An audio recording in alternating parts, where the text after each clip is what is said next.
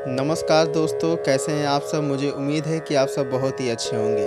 तो दोस्तों, स्वागत करता हूं आप सबका अपने चैनल माँ सरस्वती म्यूज़िक इंस्टीट्यूट में। जैसा कि दोस्तों थंबनेल देखकर आप समझ गए होंगे कि आज के इस लेसन में हम क्या बात करेंगे। तो दोस्तों, आज के इस लेसन में हम आपको संगीत के 10 थाट को बताएंगे, ठीक है। और उसको बहुत ही अच्छा से हम समझाने की कोशिश करेंगे कि आप कभी भी उन थाटों को भूलें ना, ठीक है। तो दोस्तों, आप इस वीडियो को अंत तक देखिएगा, बिल्कुल भी स्किप मत कीजिएगा, ठीक है। तो सबसे पहले दोस्तों, हम आप सबको कोमल स्वर और तीव्र स्वर और सभी शुद्ध स्वरों के बारे में एक बार हम आपको बता देते हैं, ठीक है। और फिर उसके बाद हम आपको बताएंगे सभी थाटों को, ठीक है। और कैसे कैसे उसको याद करना है, किस तरीके से याद करना है, वो भी हम आपको बताएंगे, ठीक है। तो दोस्तों, हमारे हिंदुस्तानी संगीत में टोटल स्वर 12 होते हैं, ठीक है, जिसमें 7 शुद्ध, 4 कोमल और 1 म तीव्र होता है, ठीक है। तो सबसे पहले हम आपको 7 शुद्ध स्वरों के बारे में बताते हैं, ठीक है। ये हमारा सा है, ठीक है, सी शार्प इसके लिए हमारा, ठीक है, पहली काला। ये सा है, ये शुद्ध रे है, ये शुद्ध ग, ये म, ये प, ये शुद्ध ध, ये शुद्ध नी, ये सा, ठीक है। ये सभी हमारे शुद्ध स्वर हैं, ठीक है। और फिर उसके बाद हम आपको कोमल स्वर बताते हैं। कोमल स्वर जो हमारे 4 होते हैं वो कोमल रे होता है, ठीक है, शुद्ध रे और सा के बीच में हमारा कोमल रे होता है, ठीक है। और फिर उसके बाद शुद्ध ग से पहले यह हमारा कोमल ग होता है, ठीक है। कोमल ग के बाद शुद्ध ग आता है और शुद्ध ग से पहले कोमल ग आता है, ठीक। और ये हमारा म है, ठीक। और फिर म और प के बीच में ये हमारा म तीव्र होता है, ठीक है। म तीव्र के ऊपर खड़ी पाई एक छोटा सा होता है, ठीक है। और कोमल स्वर जो होते हैं उन स्वरों के नीचे ऐसे डैश के तरह मतलब नीचे दिया रहता है, ठीक है, वो हमारा कोमल का चिन्ह होता है, ठीक है। और हमारा कोमल ध होता है, ठीक है। प और शुद्ध ध के बीच में कोमल ध होता है, ठीक है। और शुद्ध ध के बाद कोमल नी, ठीक, कोमल नी के बाद शुद्ध नी आता है, ठीक है। शुद्ध नी से पहले कोमल नी, ठीक। जैसे आपको अच्छा लगे आप अच्छा से समझिएगा, ठीक। शुद्ध ध के बाद कोमल नी और शुद्ध नी से पहले कोमल नी आता है, ठीक है। ऐसा कि आप समझ गए होंगे कि सभी स्वर किस प्रकार हैं, ठीक है दोस्तों। तो हम अब थाटों के तरफ आपको लेकर चलते हैं। दोस्तों, 10 थाटों को समझने के लिए हम आपको 5 नियम बताएंगे, ठीक है। 5 तरीके से हम आपको समझाएंगे ताकि आपको समझ में आ जाए, ठीक है। तो सबसे पहला जो हमारा नियम है आपको दिखता होगा, ठीक। इसमें लिखा है कि जिसमें कोई परिवर्तन ना हो, ठीक है, अर्थात सभी स्वर शुद्ध हो, ठीक। जिस किसी राग में सभी स्वर शुद्ध लगते हैं वो बिलावल थाट के होते हैं, ठीक है। बिलावल थाट में कोई परिवर्तन नहीं होता है, सभी स्वर शुद्ध होते हैं, ठीक है। आपको दिखता होगा सा शुद्ध रे, शुद्ध ग, म, प, शुद्ध ध, शुद्ध नी, सा, ठीक है। यह हमारा बिलावल थाट है।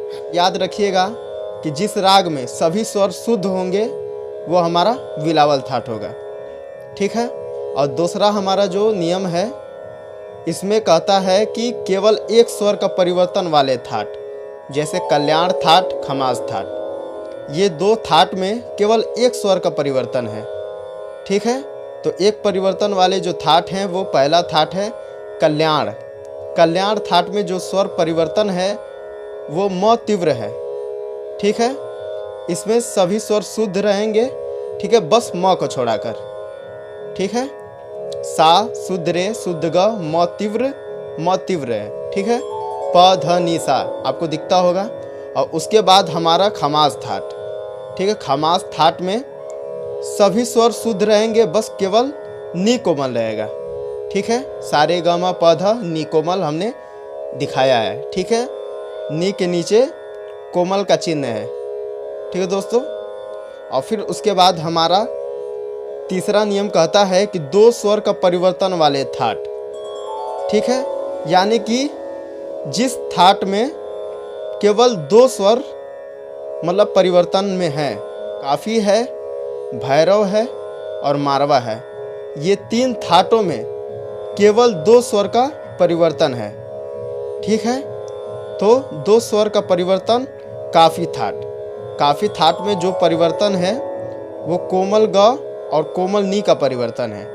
ठीक है, सभी स्वर शुद्ध रहेंगे केवल ग नी को छोड़ाकर।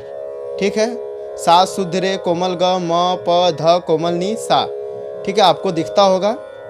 ठीक है ना। और फिर उसके बाद हमारा भैरव है। ठीक है, भैरव थाट में जो परिवर्तन होता है वो रे कोमल और ध कोमल होता है। ठीक है, आपको दिखता होगा सा कोमल रे शुद्ध ग, म प कोमल ध शुद्ध नी सा। ठीक है, यानी कि भैरव में भी 2 स्वरों का परिवर्तन है, रे कोमल और ध कोमल का। ठीक है, और उसके बाद हमारा जो थाट है मारवा में भी 2 स्वरों का परिवर्तन है। ठीक है, पहला जो स्वर है वो म तीव्र है। ठीक है, और दूसरा जो स्वर है वो रे कोमल है। ठीक है, अगर म तीव्र और रे कोमल किसी राग में अगर लगेगा तो राग मारवा थाट का रहेगा। ठीक है, तो आपको दिखता होगा सा कोमल रे शुद्ध ग, म तीव्र प ध नी सा। ठीक है, और फिर उसके बाद हमारा चौथा जो नियम है हम आपको वो बताते हैं। ठीक है दोस्तों, हमारा नियम नंबर 4 जो है उसमें 3 स्वर परिवर्तन वाले थाट जैसे आसावरी और पूर्वी, ये 2 थाटों में केवल 3 स्वर परिवर्तन होते हैं। 3 स्वरों का परिवर्तन इस थाट में है। ठीक है, 3 स्वर परिवर्तन वाले थाट। ठीक है, आसावरी थाट।